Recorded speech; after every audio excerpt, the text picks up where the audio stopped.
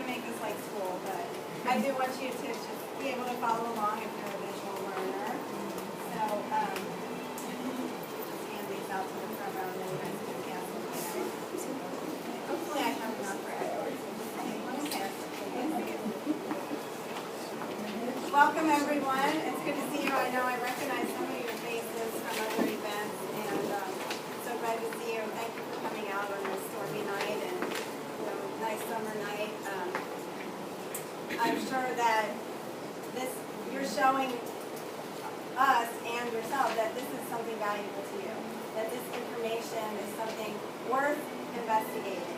And I really commend you for that because you're right on. I mean, every decision about what goes into your body and your family needs to be investigated. And you need to be able to get access to the information to make the choices that are best for you. So welcome. As you've heard, my name is Charmaine Russin. I'm one of the founding members of the Pennsylvania Coalition for Informed Consent. And we are a grassroots organization that works to promote informed consent for vaccine choice and medical freedom in Pennsylvania. We formed about 4.5 years ago in response to some legislation that had come through after there was a big measles outbreak in Disneyland, which then created this cascade of legislative initiatives across the country where over 100 bills were introduced that would either increase mandates or curtail exemptions for vaccine choice in all states. So right now, vaccine choice and vaccine law is a state issue. So each state can have their own different laws about vaccines and what's required and what exemptions are accepted. And so that's why our group focuses on Pennsylvania. There are organizations who are very active at the federal level, following, the threat of federal vaccine mandates and what happens on that level. But in order for those things to happen, the states would have to surrender their right to govern vaccine choice. And right now that isn't happening. So the things that we see happening on the federal level are actually actions to bring more accountability to the entities who are involved in vaccine policies at the higher level. So the exemption laws and regulations are still Pennsylvania specific. And in Pennsylvania, you have, for your child, there are vaccine requirements, right, for school. So raise your hand if you have a school-age child.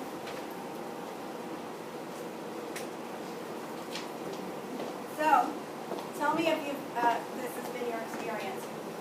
You got a letter from the school, probably the school nurse, maybe an administrator, saying that your child must have these vaccines in order to attend school. The end. Anybody gotten that letter? Okay, so what's very obviously absent from that letter is the fact that actually you have the right to utilize the exception. And in Pennsylvania, you can claim you can get a medical exemption if your child qualifies for that, though they are challenging to get on in most cases. You can claim a religious exemption, and in Pennsylvania, a religious exemption includes strong moral or ethical belief similar to that of a religion. It is written into the law. So sometimes when the way you read it, it sounds like we only have a religious and medical exemption, but it's because the actual language within the law lumps that moral and ethical into the religious exemption. And that's kind of a reflection on Pennsylvania's stance on freedom of religion, where Pennsylvania was founded on religious freedom from communities who were either exiled or fleeing from religious persecution. And so the Pennsylvania Constitution is very protective of religious freedoms, and it does not discriminate from one religion to another. You don't have to prove that you're part of an organized religion in order to claim that something is against your religion. You're not allowed to be questioned about your religious beliefs in Pennsylvania. Because who's to say, what you feel is your religious belief is less valuable than someone else's because they have a pope or they have a governing church body or something like that. They have a name for their denomination that's more recognized. So, has everybody got that? You have exemptions here in Pennsylvania. Has that got more of a challenge in court in Pennsylvania? As far as and someone being questioned with their religious beliefs? Let's do questions at the end. Because I'm sure that a lot of questions will come up, and I do want to cover a lot of things, but I won't forget that. So now you know that you have a choice. Now, what about for a newborn? Let's say you're in the hospital, you just had a baby, and the nurse says your baby needs to get vaccinated before it can go home. Is that true? No, there is absolutely no law in Pennsylvania that requires any vaccines for any child before the school regulations come into play. So before with the exception of daycares that are privately owned and kind of create their own regulations. That's a whole other talk. Daycares are tricky. But no, there is nothing illegal or unacceptable about choosing not to vaccinate your baby when it's born. But a lot of we're finding more and more that there's coercion happening even within the hospitals. Let me see. How many people have gone through labor? Okay, so at the end of all that, did you feel like it was a good time for you to read scientific data and to make an informed decision? Like within 12 hours of having pushed your baby out? No, it's really not. There's some states that are trying to get legislation passed that says you have to give the mother 24 hours notice before offering the hepatitis shot in the hospital. So that's good stuff. But even better than that is if someone someone who's informed, talks to you while you're still pregnant. Especially people having their first babies, they haven't had to think about vaccines since, they entered college probably, even if then. And people need time. They need time to make these decisions. And so my favorite thing to do is when I have anybody that I encounter who's pregnant, I just like to give them one of these. We call these the tiny truth tokens. And I have these, you can all take like a small stack if you want to. I have a bunch with me. And I'll just say, hey, I see your, congratulations. I'm so excited that you're, having a baby. If you need any information about vaccines, this is a good website to check out.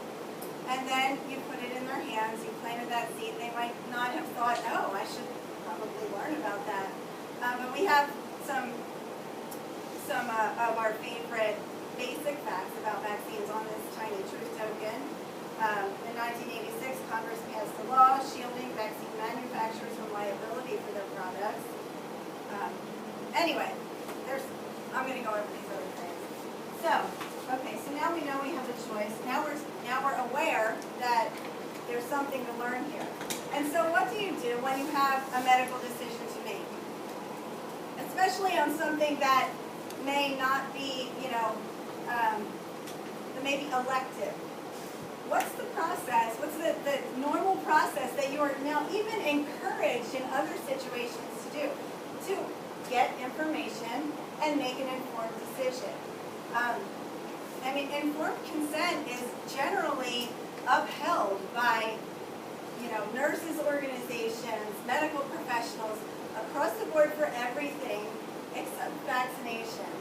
And so, generally what you want to do is a risk-benefit analysis. So you want to find out what are the risks of this procedure, what are the benefits of this procedure, and then you make your decision, right? Seem logical? Okay, so you can see on your hand, did everyone get a handout? Oh, good. Glad I made this extra. No? No? Okay. Do we Has have a one. any-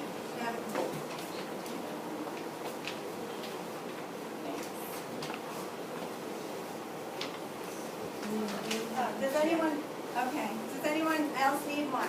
Anybody need a pen? If you want a copy of these, I have them available. I can email to you. I have them on a Google Drive so you can access. Oh, we can make a copy for you if you need Oh, any okay, and more they can make copy. copies.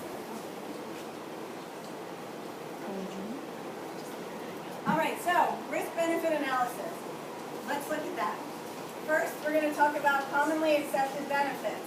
This is what we all hear about, okay? But are these benefits well-founded? Well, benefit number one, my child will be safe from the danger of contracting many serious life-threatening diseases. Let's look into that, right? This is what we're told about vaccinations, that they're going to keep your child safe, and that you need them to keep your child safe. So let's find out some more. All right, well, primary and secondary vaccine failure. What that is when a person receives the vaccine but does not produce any of the antibodies for the disease of which they were vaccinated. So that's called vaccine failure. Primary vaccine failure is when the person doesn't respond to one vaccine. Secondary is when they get 2 shots and they still are not responding in the way that it was intended. So every vaccine has a rate of failure, and also every vaccine has a rate of waning. So when the MMR came out, and the measles vaccine came out, we were told that it would give you lifetime immunity. But it was later discovered that that's not true. And now there still seems to be some scrambling as to when does it wane. Maybe all the adults need boosters. It's kind of a mess. So up to 30% and sometimes more people who do receive the vaccine are not producing antibodies against that disease. Following me? Okay. And then after, it could be, for the flu vaccine, it can wane within 2 weeks. Other vaccines we see 2 years. So these kids are vaccinated and then they may or may not have immunity. We don't know. I mean, you can find out by taking titers, but that's just, that's not happening. That's not the regular process. So you can, though, I do want to tell you about getting titers in. If you're wondering if your child does have immunity to a disease or yourself, you can have titer tests where they check your blood to see if you have the antibody. So, okay, so we have vaccine failure rates, we have waning rates, and then we have, measles outbreaks have regularly affected highly vaccinated populations. We even have reports from measles outbreaks in areas of China and Japan where the vaccine rate was 100% because it's complete mandatory vaccine. But yet they're still having measles outbreaks. So we can see that's evidence of the vaccine failure and the waning rates. Also, the mumps component of the MMR vaccine, so MMR, measles, mumps, rubella, the mumps component that's used on virtually every child in the United States has been in federal court under whistleblower fraud case since 2010. So the virologists who worked on the studies, the efficacy studies for the mumps vaccine, came forward and said that they were made to skew the results, change the study in order to get the outcome that would give the mumps the necessary numbers to keep that vaccine on the childhood immunization schedule. Now, rather than act preemptively or with caution first and take the mumps vaccine out until they get the proof that's necessary to verify what these claims are and whether it is efficacious or not, they continue to just vaccinate every single child multiple times with a vaccine that is the subject of a federal fraud suit. And let me tell you something, that this suit has been going on for 9 years. If there were a lack of evidence, this suit would have been thrown out long ago. So the fact that it is still in the court system and still active tells us that there is enough evidence to make this questionable. Okay, so shall we even talk about the flu vaccine? And you see reports all the time about the flu vaccine. Oh, it was only 12% effective this year. It was only 30% effective this year. That in itself is a talk of the flu vaccine, and how they get these numbers of deaths is very interesting and creative statistics, and how they study the efficacy rates is even some creative statistical maneuvering. And we do have a fact sheet on our website about the flu vaccine, and you can get all the data about those things. But the flu vaccine, it seems to be that is one that is okay to scrutinize publicly, right? It's not taboo to talk about the flu vaccine failing, or saying I'm not getting the flu vaccine, I never get the flu vaccine. Okay, nobody is shunning you from the playground because of that, or from your, hopefully. And one of the reasons perhaps that it's okay to talk about flu vaccine failure is because it's not protected under the childhood vaccine schedule, because it's not on the CDC's childhood vaccine schedule. It's not protected, and so it's okay to call that into question.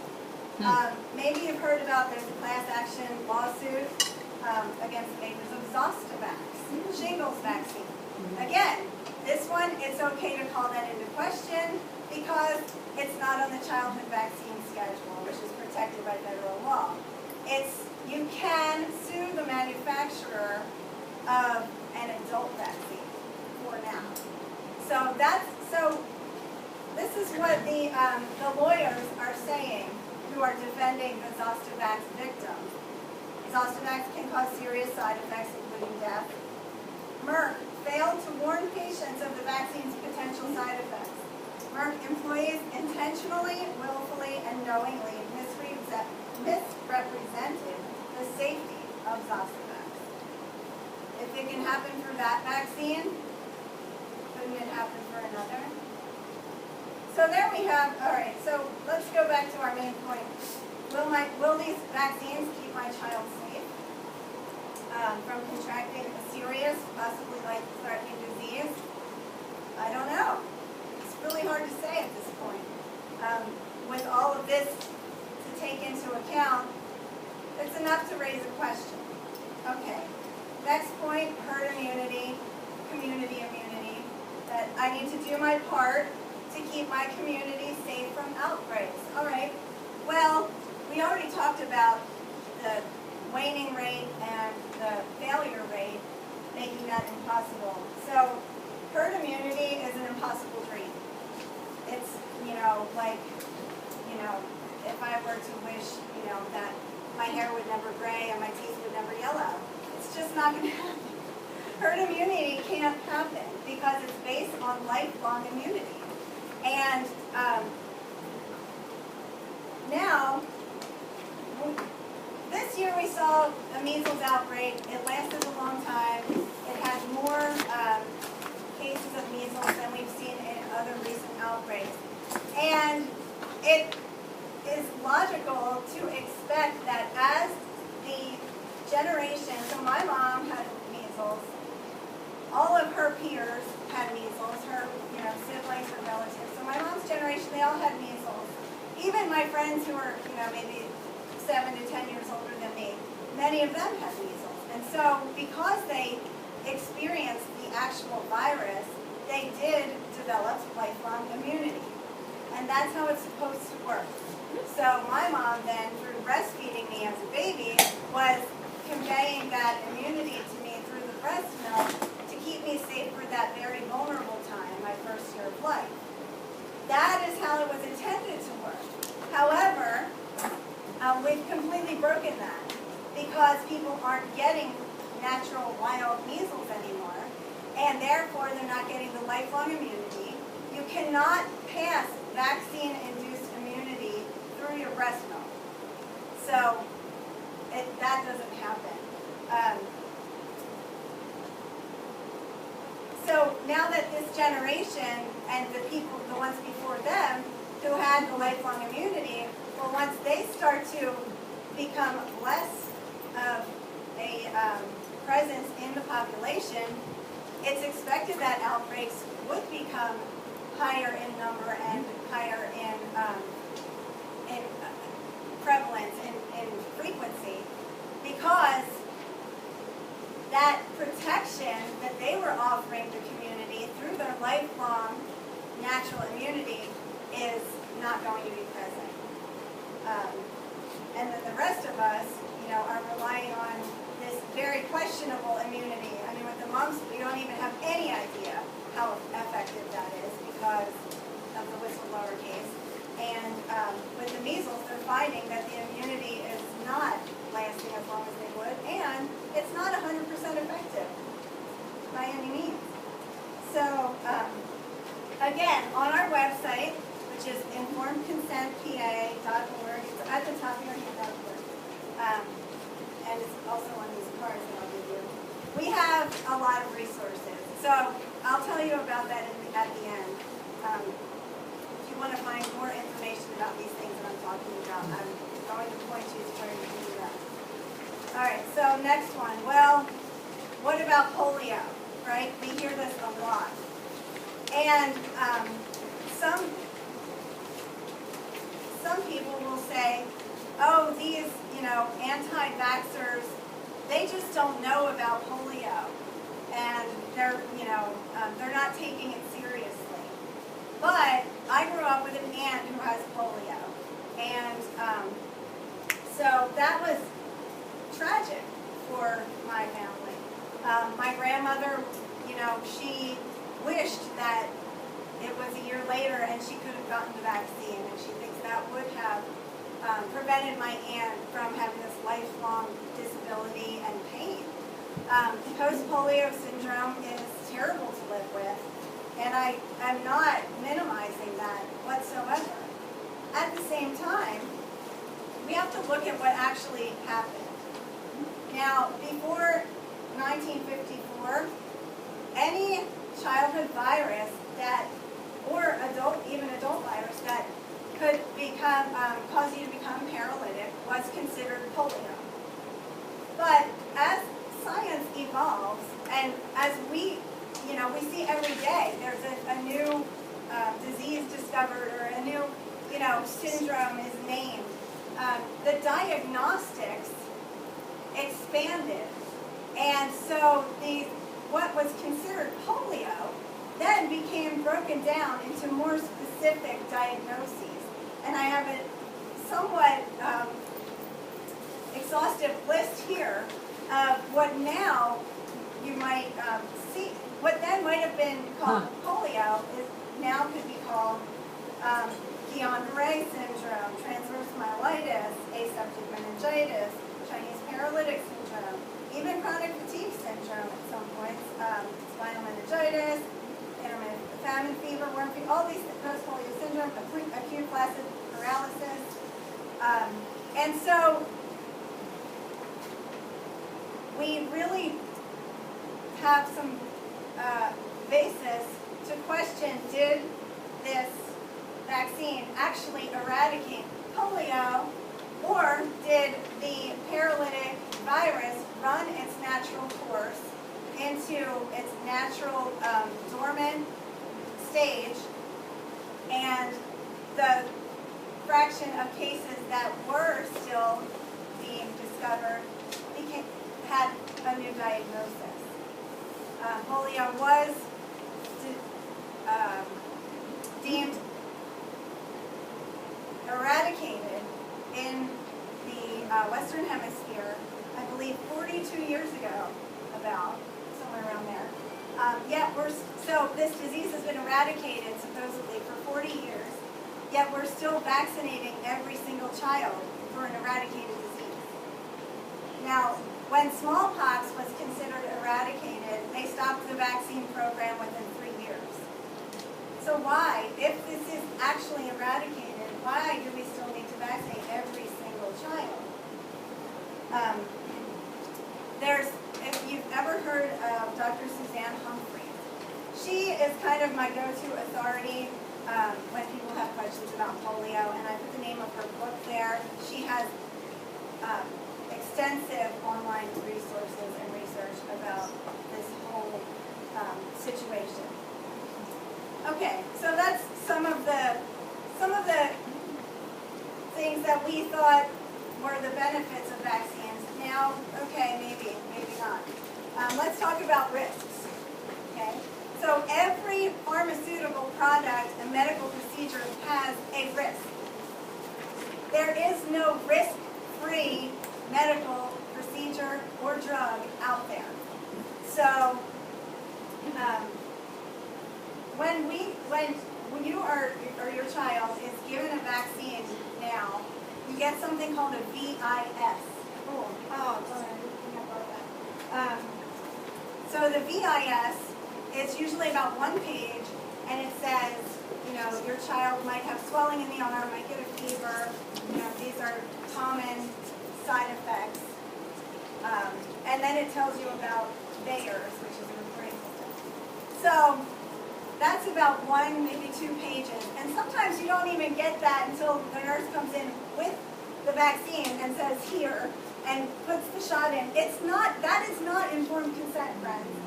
I mean, if you're going to go in for a medical procedure or your child, you need a little more time and a little more information before you just say, okay, go on with it. And so the package inserts are, if you print them out, which you can print them out online, you can ask your doctor's office to give that to you. They're closer to 12 and 14 pages. And that is informed consent. When you're given this and told, this is the package insert from the vaccines that your child is recommended to get at their next visit. Take the next 6 months to read over this. That is informed consent. What we have now is not even close. So package inserts, I have at the end on the last page just a sample from one vaccine package insert. This is Merck's ProQuad, MMR. And this is a list of some of the possible adverse reactions. So that's not going to be on your VIS that you get 5 seconds before your child has a new bone arm. So, all right, those are known risks. They are verified. They are not disputed. They are included in the package insert. Just like if you were to go and get any other pharmaceutical product, you're given that information sheet that you have to unfold, and it has a font of like 1.5. You get your magnifying glass out and you read it, and then you're like, you know what? My anxiety's not that bad. I think I'll skip this.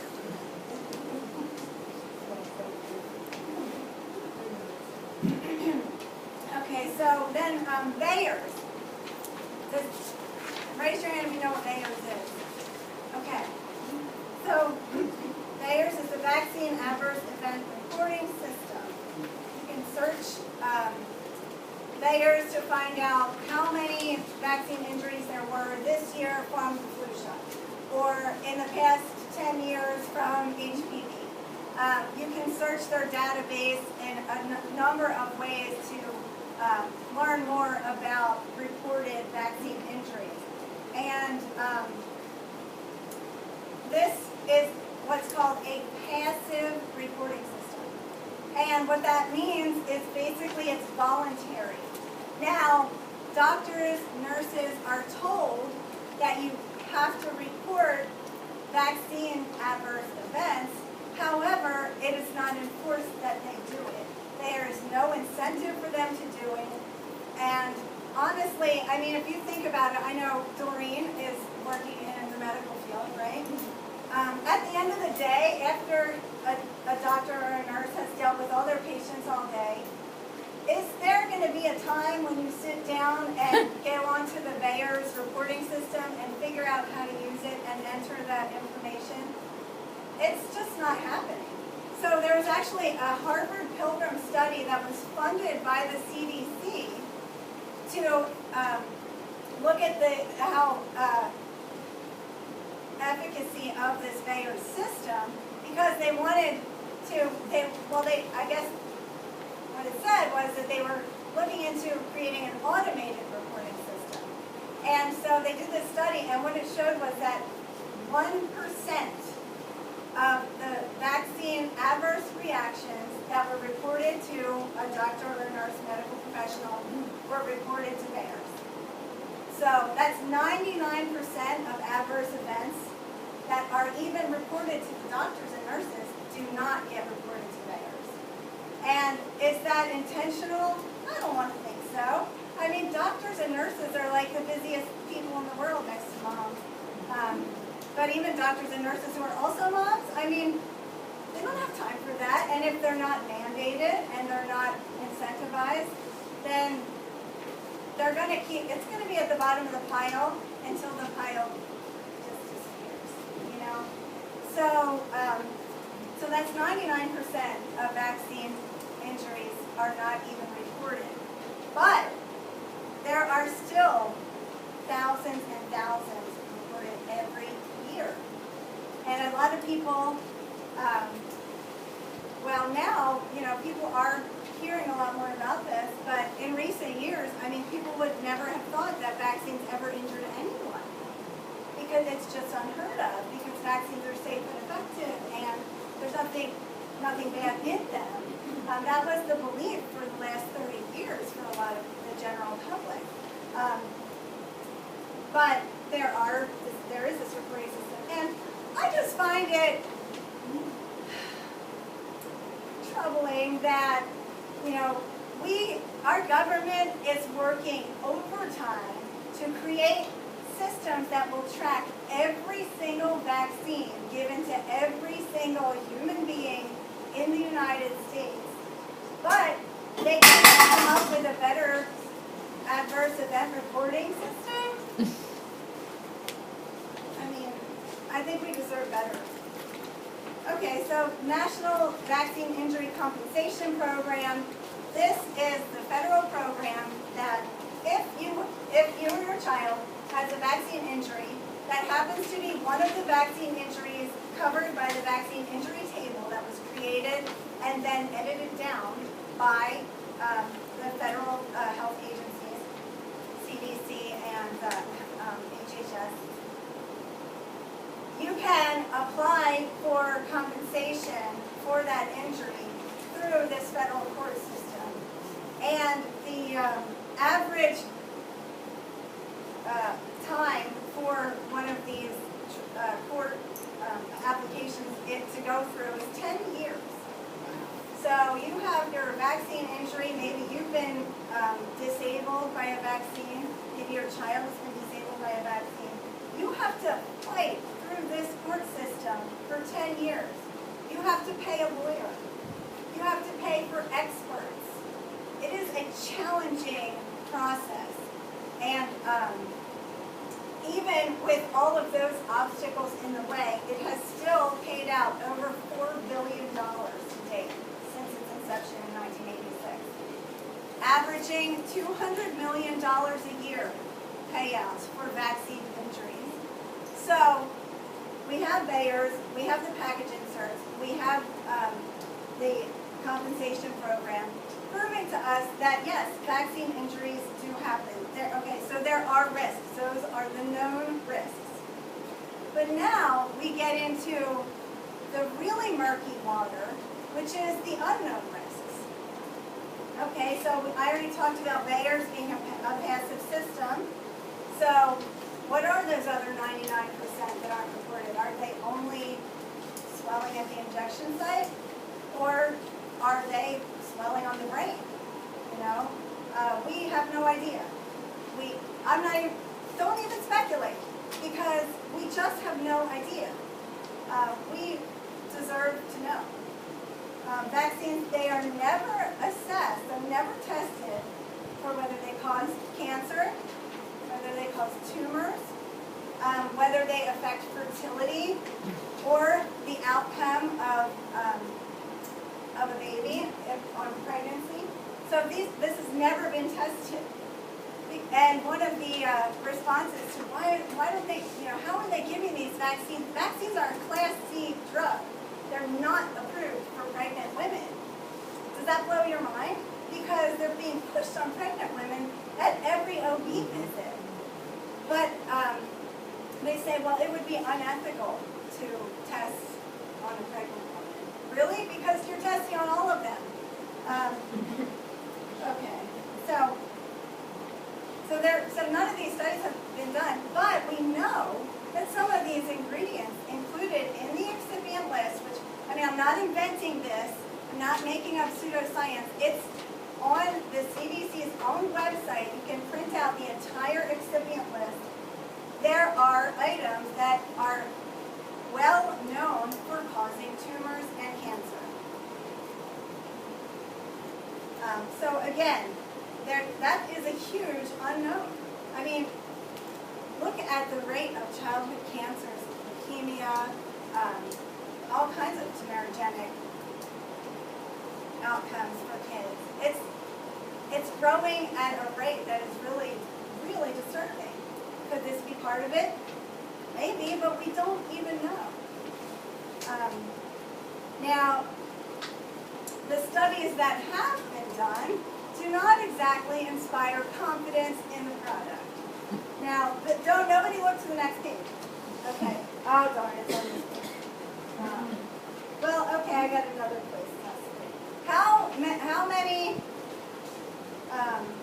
How many children? So we all understand that in the United States, just about every baby is supposed to get, the CDC's recommendation is within 24 hours of birth, every baby get a hepatitis B vaccine. How many babies do you think they studied that on? Let's say 1,000 to 5,000. Anybody? 500 and up?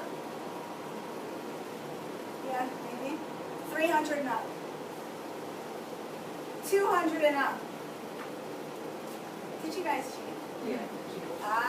147 babies. And, but wait. They weren't even babies. 147 healthy children up to age 10 were given this hepatitis vaccine and followed for 5 days. And that study was enough for the CDC to say, okay, give it to every 12-hour-old baby in the country. Do you guys know where we stand as far as infant mortality in the world view? Near the top. Could that be part of it? I don't know. Let's do a study with more than 147 people. You're giving the vaccine to them. Just study them. All right, so another one, vaccines, so they're not subject to double-blind placebo-based testing like other pharmaceutical products. The control of the safety studies that are done consists of all the ingredients that go into a vaccine except for the actual virus. So, let's say I'm going to make you a pie.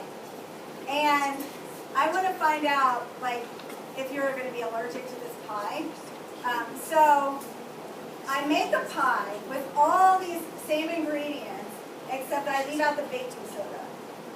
then I make another pie and I put in the baking soda. And I have you guys all eat both pies. And because there were no more reactions to the pie from the baking soda eaters than the non-baking soda eaters, I'm figuring, well, I guess no one's allergic to this. At the same time, there's 10 people who went anaphylactic because of the eggs in the pie in both groups. But we weren't testing the eggs. We were only testing the baking soda. So maybe that's a confusing analogy. But the point is, they're giving you all the other ingredients, the polysorbate 80, the formaldehyde, the aluminum sulfate. And so the control group isn't having worse reactions or more reactions than the study cohorts, but it's not placebo-based. I mean, there's the control group in every other pharmaceutical product gets salt water, saline, inert placebo. Okay, so there's a group called ICANN, and So you're saying you're giving all the vaccine ingredients without the virus in one group, and the vaccine ingredients with the virus the other group. Right. And the results are relatively the same. Because they're not statistically significant increases from one group to the other, they just stay the same. They're not testing those other ingredients. Is the point that people could be reacting to all these other ingredients, but they say it's not the vaccine because they're calling the vaccine just the virus. But the vaccine is a lot more. There's a lot of components.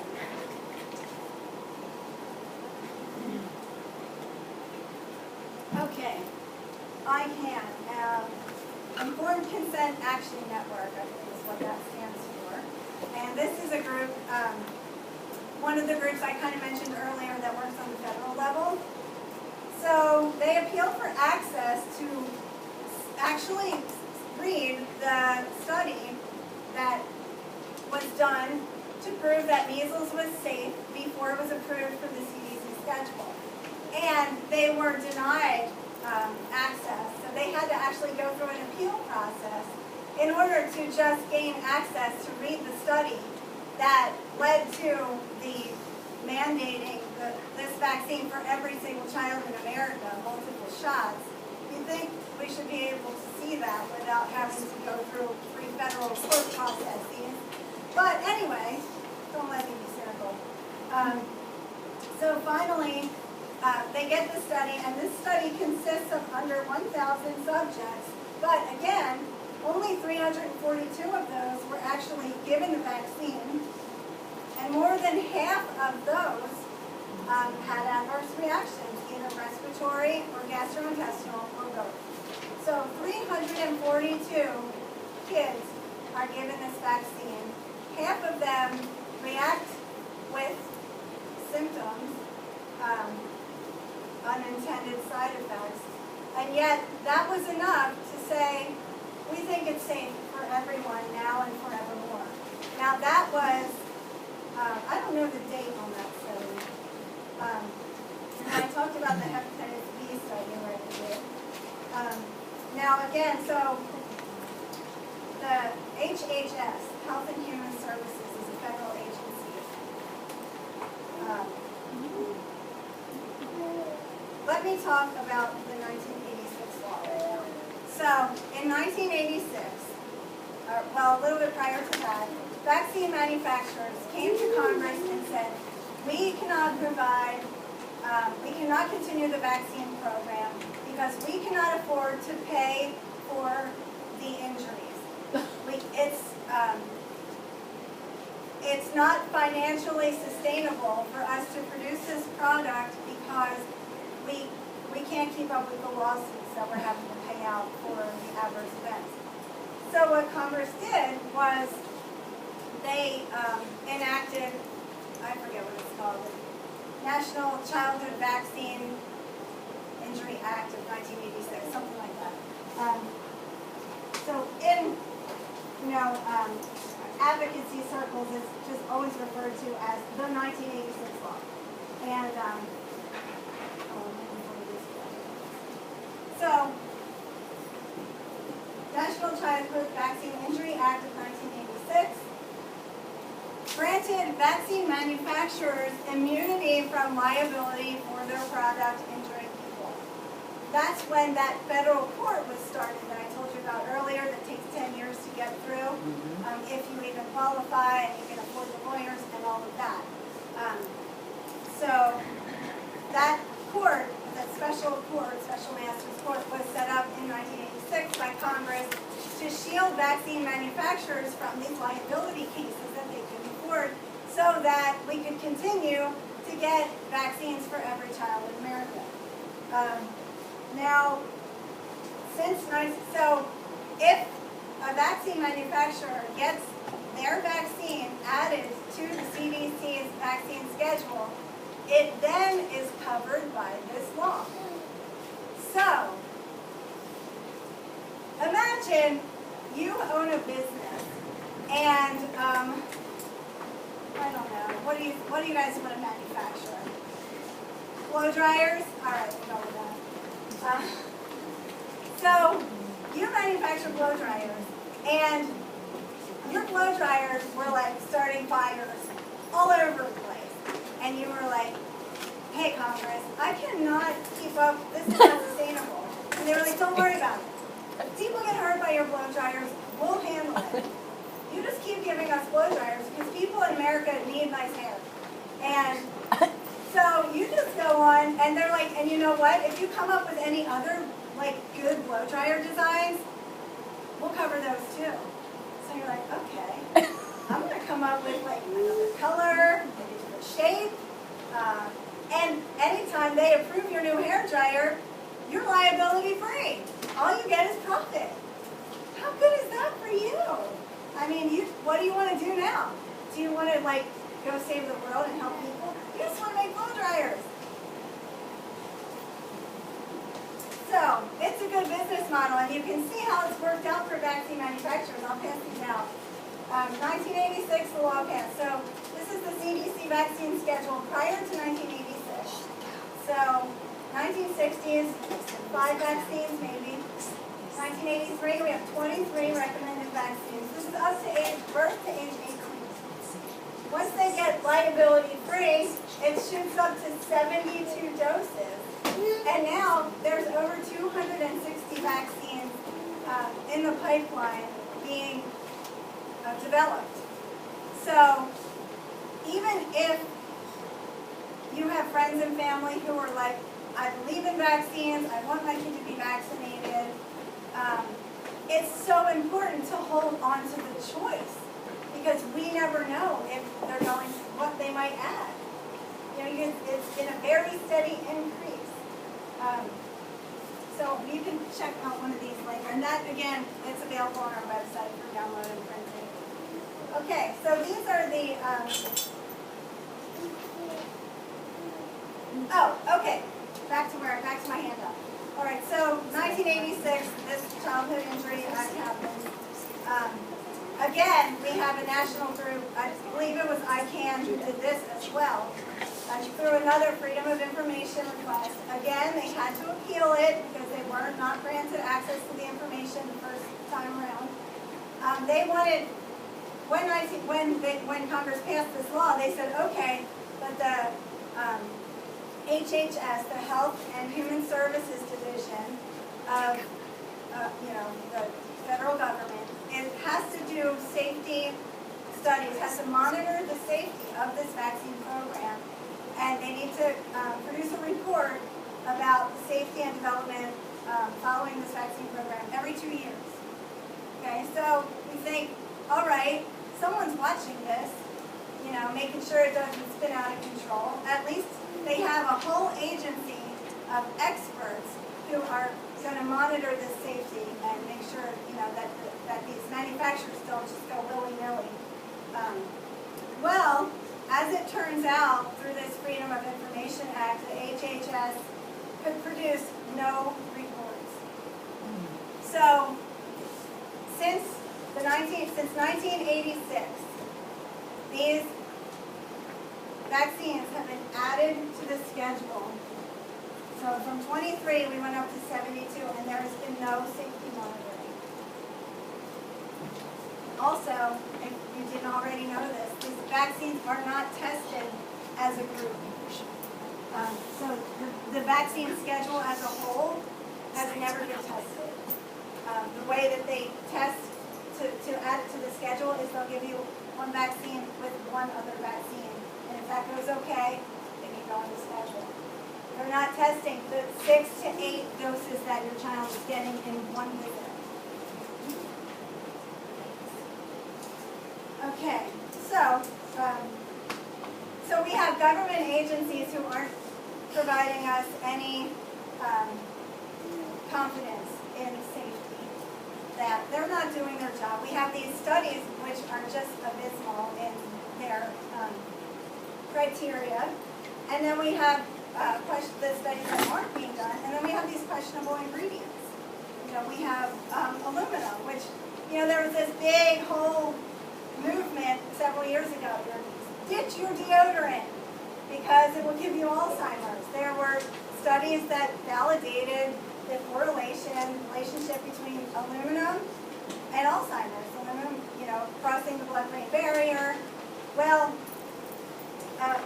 if you can't have it in your deodorant, is it safe to inject it directly into your bloodstream? And this is big in HPV, has the highest amount of aluminum of any vaccine. It's like 5 times the amount of aluminum that of any other vaccine. And even the hepatitis B shot that they give a newborn baby, the amount of aluminum in that shot, according to the FDA guidelines, you would have to be like 360 pounds for that amount of aluminum to be safe for you. So we have aluminum, we have antibiotics. You don't know who's going to react to that. We have egg proteins, formaldehyde, monosodium glutamate, squalene, gelatin, polysorbate 80, aborted human fetal cells, thimerosal. There's also DNA from other species. This is just a very partial list of questionable ingredients. And again, you can go to the CDC's website and get the whole excipient list. I'll put it right there. And again, if you want the digital version of these notes so you can click all the links, just let me know. So, with all of these unanswered questions and incomplete studies, why is there such a forceful and unyielding push to vaccinate? I feel like the vaccine program was started in an age when access to information was very limited. And I don't think that the vaccine program anticipated the power of dissemination of information through the internet. And now it's cracking because people can get information so easily.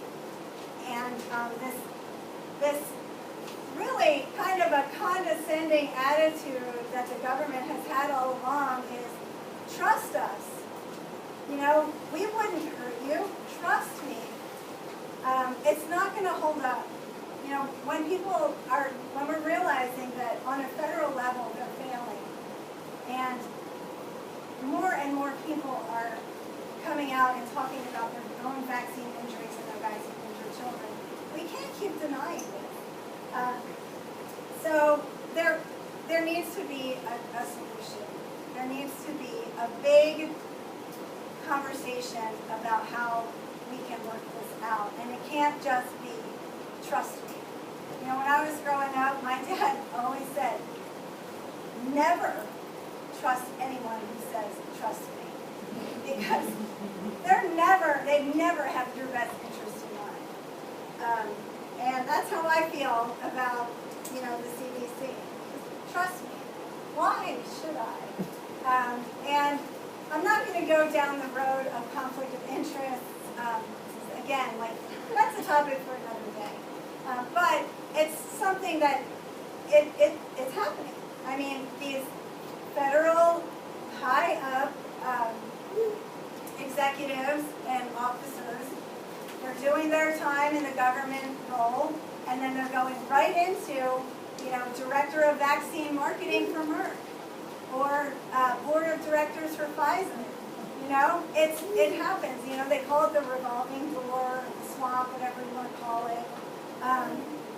There needs to be it needs to be reined in. There needs to be more accountability, and there needs to be more credible information available so that we can start to get the truth. You know, St. Augustine said the truth is like a lion. It doesn't need protection. You know, so if you have the truth, why do you need to hide it behind the Freedom of Information Act? Okay, so that is the basic information that I came here to give you tonight. I do want to say now, let's take a minute. It's so warm in here. If you have a cell phone, will you please get it out?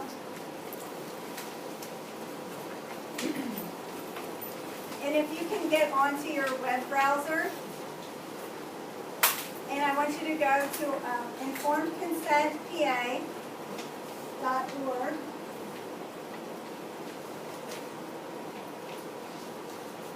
When you get it, put your hand up when you get it. Okay, that's okay. Okay, so you're not on the home page. So if you get to the home page, this is what it should look like. Scroll down a little bit, and you see that bar, sign up for email alerts? I would love for you to all do that if you haven't already. That's how some people heard about this event. You can hear about what kinds of events we're doing. You can find out when we have new information to share, new information sheets. But most of all, what we really do is let you know when legislative action is happening and we need our grassroots effort to get into motion. We're a grassroots organization that advocates for legislation that promotes informed consent and to oppose legislation that would curtail our rights to medical freedom. And so we are, as I said in the beginning, we only focus on state level issues. It takes a full-time volunteer, core group just to follow what's happening in the state. It's amazing. The pharmaceutical lobby is relentless. They pour billions of dollars into marketing and into lobbying. I think they're the largest lobby in the country. So, I always tell people, what seems to be the trend is people don't take action until they feel threatened. And I understand that because there's so many things in our lives to deal with. But we try to give you small, actionable steps. Like just print this off, and step one is find out who your state legislators are. And if you explore our website, we have, it shows you how to do all these things. All the links are there. So if you spend some time there, just noodle your way through. And if you can't figure it out, you can always send us an email. We want to help you be activated to speak up about why vaccine choice is important to you. And so in Pennsylvania, you have a representative, and the representatives have kind of smaller districts. So your representative has an office near your house and one in Harrisburg. You also have a senator.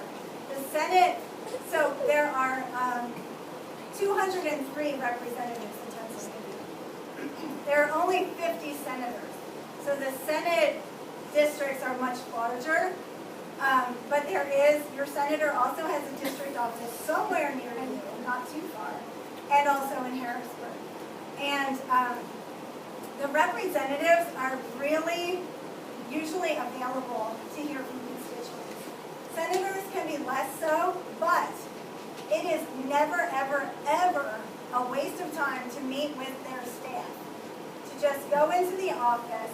You can you can pick out whatever printable fact sheet kind of resonates with you or talks about which part of this vaccine choice issue is most important to you that day. and just say, you know what, I'm really concerned about maintaining our right to vaccine choice. I really, I want to make sure you know this, because they represent you. And I don't feel like, I've worked in state advocacy now for like 8 years or so, and most of the state level legislators, they're not bought. Some of them just happen to have districts that have giant vaccine manufacturers in them. So that can sometimes, influence their thought processes.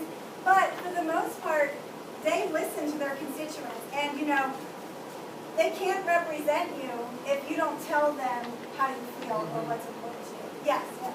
So I did contact representatives. They said it's better to go with people, with a larger group, not necessarily to go alone. So is there a way to connect with people I know we're all here, but when something comes up, to get a group together to go to a representative, maybe people in my area that would go all together?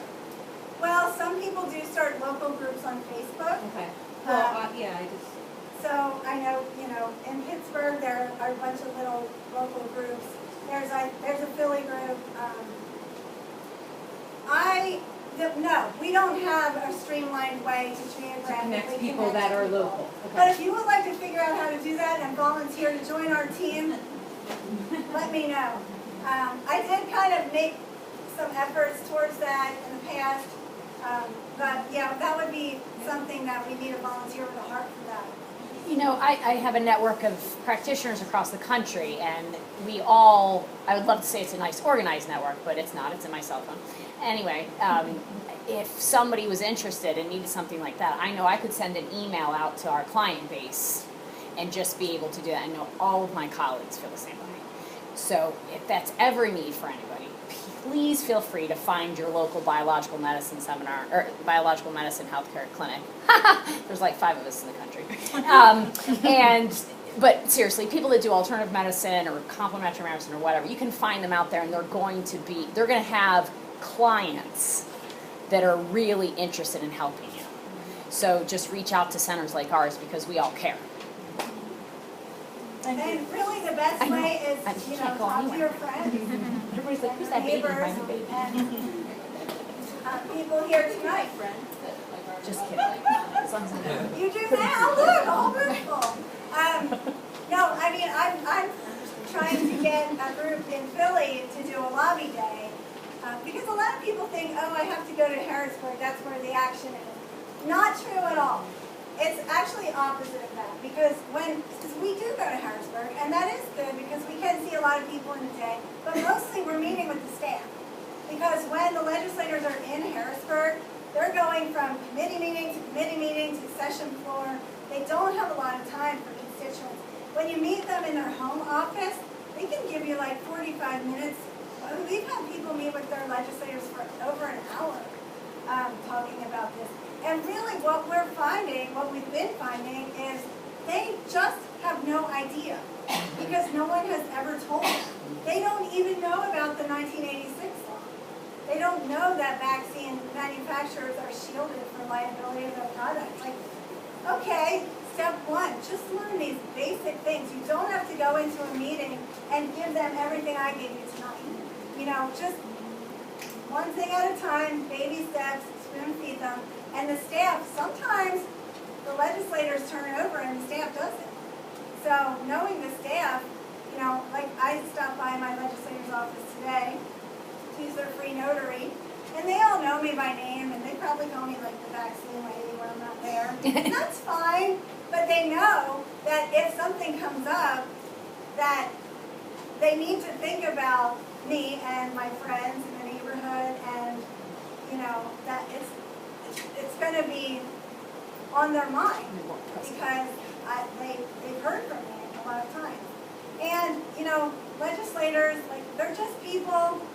They got voted into a job of service, and they're really supposed to be public servants.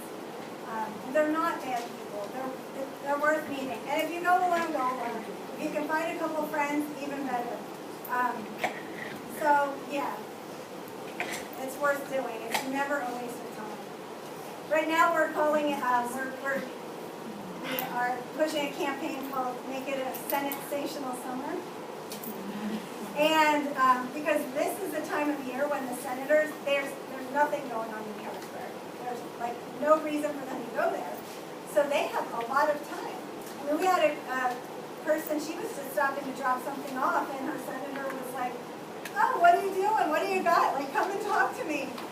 She ended up having a whole 45-minute conversation with him because they're in their district offices this time of year. So it's a great time to do it. I mean, let's talk to each other tonight. Let's find out where your neighborhoods are, and let's work towards that. And again, okay, so back to your point, your question. When you sign up for email alerts, it does ask for your zip code. So we do have that. And we do have that. We just haven't utilized Connecting, that process. But okay. All right, so we're open for questions. You wanted, Doreen, you asked about the lawsuit. Yeah, I was just curious. If anyone, Challenge. well, okay, so the place where the religious exemption gets challenged the most in Pennsylvania is with employers. Not so much with, public schools you can. But we do get a lot of members calling us and reaching out and saying that they work for a medical system, a hospital or some. I had a friend, she was an IT person for a mainline health system. She worked in a building miles away from where any patients ever were. She was mandated by her employer to get a flu shot every year. So that's the place where we found it to be most contentious and difficult. And at that point, once the issue is not a school issue, it becomes a civil rights issue. And then you have to treat it from a different angle. But we do have a letter that one of our members, we have a volunteer who helps people with employee issues. And she actually went through the legal steps to deal with her employer who was discriminating against her for her religious beliefs by trying to force her to vaccinate, threaten her job. There was a group of nurses in Erie who fought the legal battle, but none of these cases have been won. That's the tricky part. They don't, you think they did because they got money, but the court will not decide in favor of the plaintiffs because that would set precedent, which would start a whole cascade of effects against the vaccine program. And so they settle. So when you settle the case, it's not actually decided by a judge, so it doesn't legally set precedent. The other place that we get a lot of queries and frustrated parents is with Catholic schools, especially the Archdiocese of Philadelphia. They just will not accept any vaccination exemptions. And they have a very hard line on that. It's extremely unfortunate. I mean, the Pope came out with, I think it was the Pope, or maybe it was just the Archdiocese. Anyway, they have an official document saying that we know vaccines are derived from aborted fetal cells, but we think that the benefits that we get from that are worth it. So we think that was a necessary evil. And I would like to see a Bible that says sometimes evil is necessary for the good of people. I mean, it's just mind-blowing that they consider those abortions were okay because it benefited so many people. But, I mean, we would be pretty naive to think that those aborted fetal cells that were used on these original derived vaccines were the only ones. I mean, what do you think these 260 vaccines that are in development now are being tested on or derived from? Do we think they're not using embryos anymore? We don't know.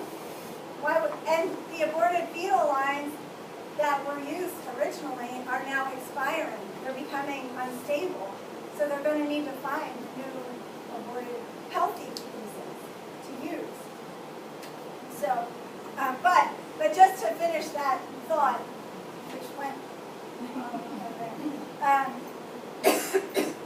until someone with a very powerful lawyer sues one of these organizations like the Archdiocese Schools of Philadelphia and wins to set precedent, they can get away with it.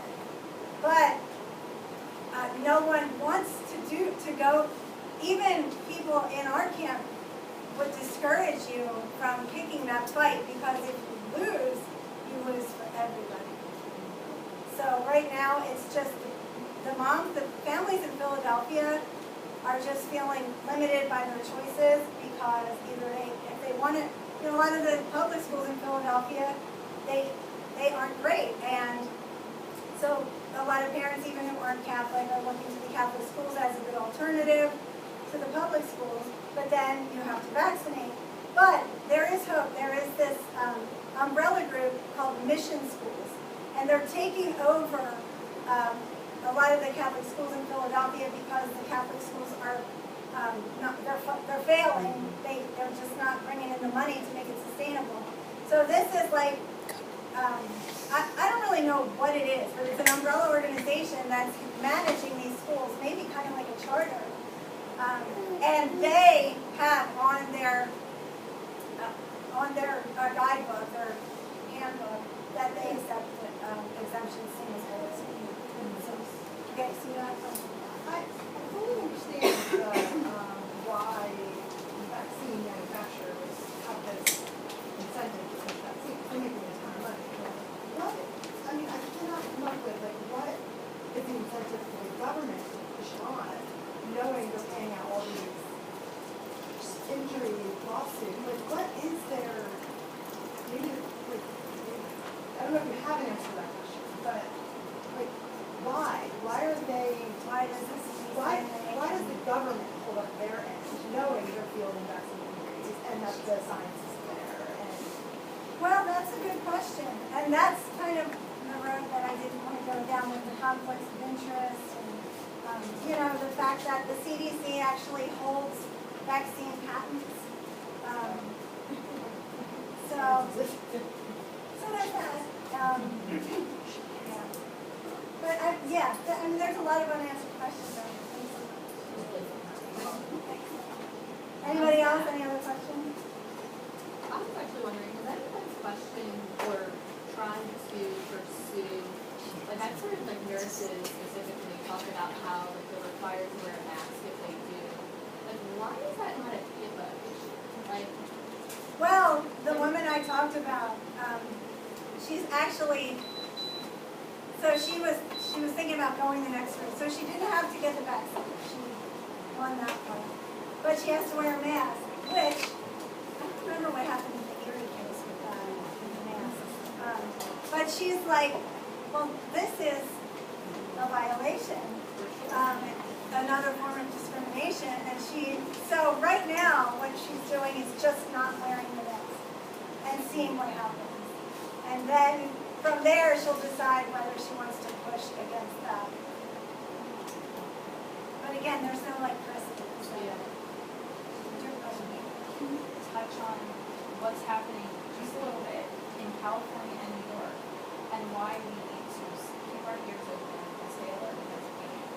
This is what I'm trying to explain to sometimes who are like, well, I don't do the flu shot. I'm not going to do the garden shelter. And I'm trying to say, well, you may not have that choice at some point.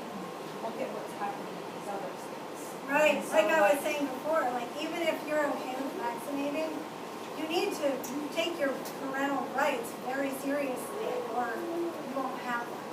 And so, if there's anyone here who doesn't already know, in New York, they just lost their rights to exemptions, and in California, they lost their rights to exemptions, and even their medical exemptions now have to be approved by a government agent. So it's shocking that these things can happen, because it is an absolute violation of civil rights. and they are being challenged. So they're the Children's Health Defense, which is led by Robert Kennedy Jr. I mean, I mentioned that in the bottom of the handout. He is suing on behalf of some New York residents for violating their religious freedom. So there is still hope that this won't be permanent. So we have to kind of just wait and see. But one huge difference between Pennsylvania and those two states, well, I'll talk about two differences. One is our homeschool law requires homeschoolers to fall under the same regulations for vaccines as public school students. Now, at first blush, you think, that's not fair. You know, I'm homeschooling my kid. Why do you care if they have their shots? They're not even in school. Okay, you're right. But in the end, these other states are saying, well, now you still have access to an education at your home. Because the thing is, by law, your child has the right to an equal education. And if they were to take away our exemptions in Pennsylvania blanket, they would be taking, we don't have an out. We can't just homeschool, okay, because they would take it from everyone. So they would first have to unravel that law, and otherwise they would be violating our civil rights, and it would be illegal. So that's one thing. Another thing is, so PCIC is absolutely not a partisan organization. But I will just show you this.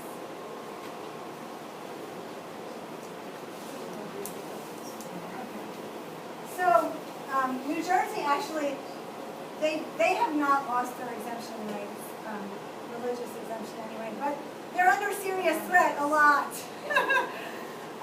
But Maine lost theirs, Washington State, New York, and California.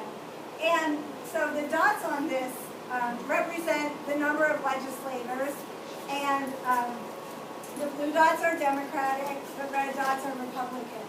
And I'm not saying anything about this other than the fact is all the states that have lost their exemptions or having them seriously threatened have a Democratic majority. In Pennsylvania, we still have a Republican majority in our General Assembly. And honestly, in my advocacy work, it's the Republicans who stop these bad things. And because we have Republicans in the leadership positions in the majority, these bills haven't been able to move forward. But imagine this. Imagine you and all your friends, imagine we turn Democrat. It's very close in Pennsylvania. The Democratic, the difference is like 4 seats in the Senate, I think. It's really close. So if it swung to a Democratic majority, now this is like, for me to explain how the whole political bill becomes a law thing, that's another night. But anyway, these bills that are being introduced are all being introduced by Democrats. So there's like 4 or so bills in Pennsylvania that kind of push the vaccine program and want to take away medical freedom in one way or another. If we had a Democratic majority, and we do have a Democratic governor, those could sail right through. New York's happened in 5 hours. I mean, that's something to really consider. And I hate to be like, you have to vote for this party. I was an independent for ages, and then I was a Democrat, and then I was Republican, and I was Democrat again. And, so I don't like to be affiliated with, I'm not representing a party. That is not my personality, don't box me in. But the fact, the trend just shows, and from my personal experience with these legislators, it's the Republicans, their philosophy is more personal liberty. And the Democrats is more government needs to help you. They need to help you parent. They need to help you get access to all the things you need. And so that's the other thing that is, the dynamic in Pennsylvania. And my hope is that, going forward, we will have enough opportunities to educate Democratic legislators and show them, that this is a matter of injustice. This is not just a matter of personal freedom. I mean, it's an injustice to force a medical procedure that's not tested, that's maybe not safe or effective, that could possibly hurt somebody. It's not okay. It's an injustice. And I believe that I know there are great Democratic legislators out there. But when it comes to being in a committee, and the majority of the committee has the philosophy that we need to tell people how to parent, or these vaccines are too important for us to leave it in the hands of WebMD mom, then that's where the decisions get made. Any other questions? What do you find is how do you feel like your response is from legislators when you talk to them? Because I feel like in the general public, when you try to talk to people, of course you're like immediately, attacked, people get angry, they just want to shut you down, they want to name call, like we all see it, right? Do you have that experience when you talk to So them? when you talk about talking to people and being name called, are you talking about in real life? Yeah, I would Okay. say. I'm just curious. Yeah, or people that say, like, listen, we're not talking about that anymore. Like, they just do not want to have a conversation, That's okay. Shut down. It's a. But do you But find that when you talk with to legislators, do you feel like not they're respectful? generally, that no. they're not I mean, listening once in to a you? while you might get somebody who's like really, just cranky that day or whatever, but generally, they'll at least put on a smile for you. I mean, they're working for you.